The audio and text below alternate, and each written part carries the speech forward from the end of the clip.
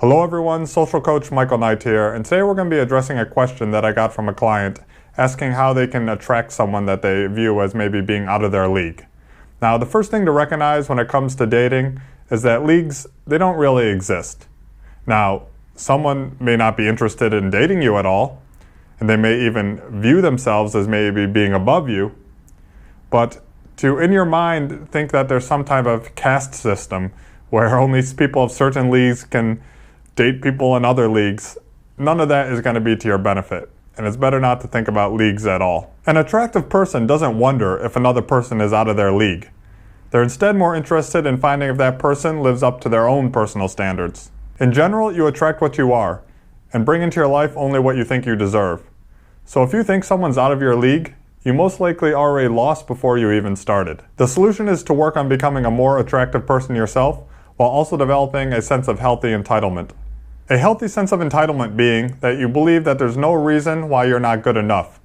This is versus an unhealthy sense of entitlement where you think you're owed or you deserve the attention of another person. With regards to the specific behaviors that you should correct so that others instantly start finding you more attractive, these are all covered in depth in other videos on this channel, as well as in my book on attraction, which you can find linked to in the description below. The core idea that I want to explore in this video is in relation to how you choose to view yourself in comparison to other people, particularly involving interactions where you're meeting someone new. It's true that if you already have a low social status or reputation in an environment where everyone pretty much already knows you, then it may be a little extra work because you're going to have to work against the inertia of their already firmly held opinions of you. But even in these cases, the most important thing is still the view that you have of yourself in your own mind, and thus the following advice still applies. Don't decide for others that you're not good enough. Let them make that decision. Don't disqualify yourself prior to even trying. Don't carry your past into every new relationship and let it define your future. Don't start thinking in your head such things as, oh, they'd never be interested in me because I don't have a nice enough car or nice enough house or even a job. Literally, none of those things are necessary to have an initial successful interaction. They're not even the primary factors when it comes to generating attraction. You should not be pre-rationalizing why something could never work based on long-term relationship factors prior to even having an initial conversation. Imagine that I transport you to a new city where you don't know anyone, which people have actually paid for me to do. And in this city, you start a conversation with an attractive stranger. What is this stranger's opinion of you based on? It's entirely based on what you communicate to them through your words and behaviors. And what determines your words and behaviors? Well, that's entirely based on your views about yourself and your sense of entitlement going into the conversation. If you knew that you had $1 billion in your bank account, would that change how you viewed yourself? For some people it would, for others it wouldn't. I've worked with millionaires, and it was clear that them having lots of money wasn't solving these specific issues. However, for other people, it would instantly change how they view themselves. They would say to me, oh yeah, but they would be lucky to get to know me.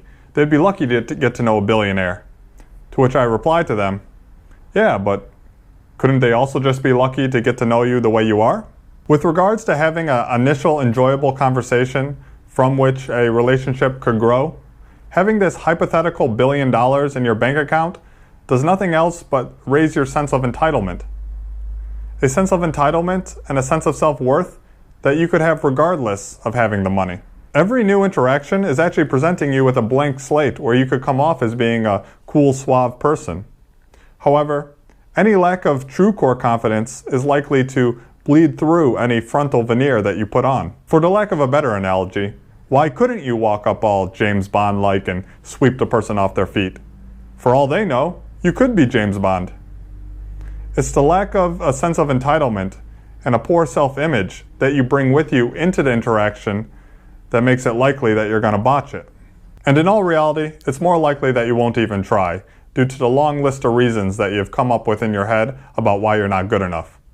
None of which actually has any influence on your ability to start a conversation. What I'm trying to do is to illustrate just how powerful the mind is and how it shapes our reality. The beauty of this is when you discover just how much influence and power you actually have in your own hands. Because if it's your own actions that are primarily influencing how well an interaction goes, that means there's a lot you can do to improve your results.